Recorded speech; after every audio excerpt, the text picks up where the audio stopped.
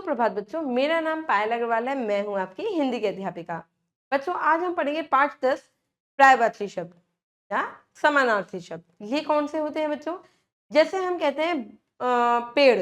अब पेड़ को क्या कहते हैं? पेड़ को हम पेड़ भी बोलते हैं, वृक्ष भी बोलते हैं और तरु भी बोलते हैं। समान अर्थ है, ठीक है। समानार्थी शब्द मतलब यानी कि पर्यायवाची शब्द भी इसको बोला जाता है, जिसके अर्थ एक ही होता है पर उसके बोल अलग अलग भी हो सकते हैं, ठीक है। चलिए आइए इसको पाठ के माध्यम से समझते हैं, पढ़ते हैं पाठ की ओर। पाठ 10 पर्यायवाची समानार्थी शब्द। मौखिक अभिव्यक्ति बच्चों, ऐसे शब्दों के बारे में जानना जो लिखने में बोलने में भिन्न होते हैं हुए भी एक समान अर्थ देते हैं। अर्थ एक जैसे ही देंगे वो, ठीक है। जैसे फूल को हम सुमन बोलते हैं, ठीक है। बच्चों, संसार में मौजूद प्रत्येक संज्ञा शब्दों को अलग अलग नामों से पुकारा जाता है, ठीक है, लेकिन इनका अर्थ अलग न होकर एक समान ही रहता है, मतलब अर्थ एक ही रहता है। इन्हीं समान अर्थ बताने वाले शब्दों को समानार्थी या पर्यायवाची कहते हैं। अब देखो, सूरज को हम रवि भी बोलते हैं, ठीक है, और दिनकर भी बोलते हैं, पर है तो वो सूरज ही, अर्थ समान दे रहा है, ठीक है। सूरज को क्या बोलते हैं? रवि भी बोल रहे हैं, दिनकर भी बोल रहे हैं, ठीक है। फूल को क्या बोल रहे हैं? पुष्प और सुमन। पुष्प भी बोलते हैं और सुमन भी बोलते हैं। आकाश और आसमान, है ना, अंबर, ये सब क्या है? आसमान के नाम है। अब इधर देखिए, नेत्र, नेत्र, नयन, आंख, अर्थ एक ही है। पेड़ को देखिए, तरु और वृक्ष दोनों बोलते हैं, तरु भी बोलते हैं, वृक्ष भी बोलते हैं। अब देखिए, बादल को हम मेघ और जलद दोनों बोलते हैं, मेघ और जलद दोनों ही हम बादलों को बोलते हैं। अब देखिए, चांद को चंदा और शशि भी बोलते हैं। क्या बोलते हैं? चांद को चंदा और शशि। ग्लास को क्या पानी को क्या बोलते हैं बच्चों? नीर और पानी। जल भी बोलते हैं, है ना, जल को नीर पानी भी बोलते हैं। अब देखिए, जिन संज्ञा शब्दों का अर्थ एक समान हो उन्हें समानार्थी शब्द कहते हैं। इनका अर्थ जो है वो एक ही है। जल बोलोगे वो भी, नीर बोलोगे जब भी, और पानी बोलोगे जब भी, ठीक है, अर्थ एक ही रहेगा। कुछ अन्य उदाहरण द्वारा समझेंगे। देखो, पुत्र को बेटा और सुत दोनों बोला जाता है, ठीक है। बेटा यानी कि पुत्र है मेरा, ठीक है। मछली को मीन और मत्स्य दोनों बोलते हैं, ठीक है, मीन और मत्स्य।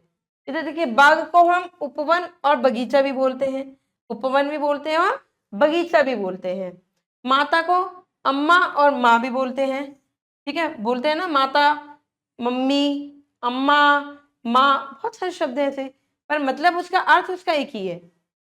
घर को हम भवन और सदन भी बोलते हैं, भवन भी बोलते हैं और सदन भी बोलते हैं घर को हम। हवा को हम वायु और पवन भी बोलते हैं, पर उसका अर्थ सेम है कि हम पवन के बारे में यानी कि वायु के बारे में बात कर रहे हैं। धरती को हम भूमि और धरा बोलते हैं, भूमि और धरा धरती को ही बोला जाता है। पुत्री को हम बेटी और सुता भी बोलते हैं, है ना। पिता को जनक और जन्मदाता, ठीक है, पापा, ये सब क्या है? पिता के ही तो रूप है। राजा को हम बच्चों नृप और नरेश भी कहते हैं, नृप और नरेश। चलिए बच्चों, निष्कर्ष है, समानार्थी शब्द लिखने और बोलने में भिन्न हो सकते हैं, अलग अलग होते हैं जब हम अलग अलग बोल रहे हैं, लेकिन इनका जो अर्थ है वो एक जैसा रहता है, लेकिन इनका अर्थ एक समान रहता है। समानार्थी शब्दों को ही पर्यायवाची शब्द कहते हैं। चलिए अपनी प्रकृति को जांचेंगे। नीचे दिए गए चित्रों के समानार्थी शब्द पर सही का निशान लगाइए। देखिए, क्या है ये? चांद। चांद को क्या कहते हैं हम? चंदा। क्या है ये? पृथ्वी, और पृथ्वी को क्या कहते हैं हम? धरा। माता है, माता को क्या कहते हैं? माँ। इधर देखिए, पेड़, पेड़ को क्या कहते हैं हम? तरु और वृक्ष। यहाँ पे तरु है तो हम तरु पे लगा देंगे, ठीक है। बादल को क्या कहते हैं हम? जलद। और राजा को क्या कहेंगे? नरेश, ठीक है बच्चों। चलिए, ये प्रश्न उत्तर है बच्चों, ये आप खुद से करेंगे, पाठ से आगे है। आप अपनी प्रतिदिन की दिनचर्या में ऐसी कौन सी वस्तुएं देखते हैं व प्रयोग करते हैं जिन्हें एक से अधिक नामों से पुकारा जाता है, और उनमें से किन्हीं 4 वस्तुओं के नाम लिखकर उनके पर्यायवाची लिखिए। ठीक है, अब आप क्या देखते हो, हम वस्तु क्या क्या देखते हैं वो आपको यहाँ पर लिखनी है।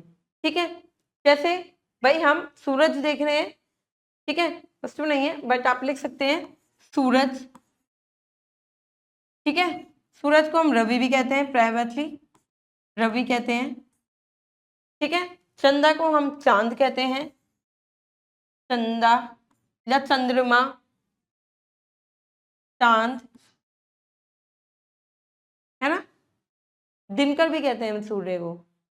ठीक है, अब फूल हम देखते हैं, फूल को हम क्या कहते हैं, पुष्प या सुमन। ठीक है, हम सुमन भी कहते हैं। और देखिए हम क्या कहते हैं, बगीचे हम देखते हैं, बगीचा, बगीचे को हम क्या कहते हैं, उपवन भी कहते हैं, उपवन। पानी को हम जल भी कहते हैं, पानी को हम क्या कहते हैं बच्चों, जल, है ना। पेन को हम कलम भी कहते हैं,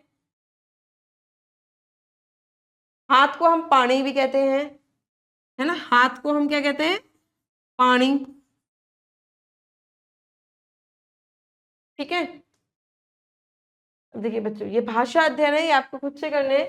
नीचे दिए गए चित्रों के 2-2 समानार्थी शब्द लिखिए। मछली को क्या कहते हैं, मीन और मत्स्य, ये आपको लिखना है। शेर को हम सिंह भी कहते हैं, ये लिखना है आपको। ठीक है, ये आपको खुद से करने हैं। आशा करती हूँ बच्चों ये पर्यायवाची शब्द आपको समझ में आ गए होंगे। अब मैं मिलूंगी आपसे अगली कक्षा में। आप इसका अभ्यास करते रहिए, जब तक जितना आप अभ्यास करेंगे उतना आपको अच्छा आ जाएगा। अब मैं मिलूंगी आपसे अगली कक्षा में, जब तक के लिए आप खुश रहिए, अपना ध्यान रखिए। धन्यवाद।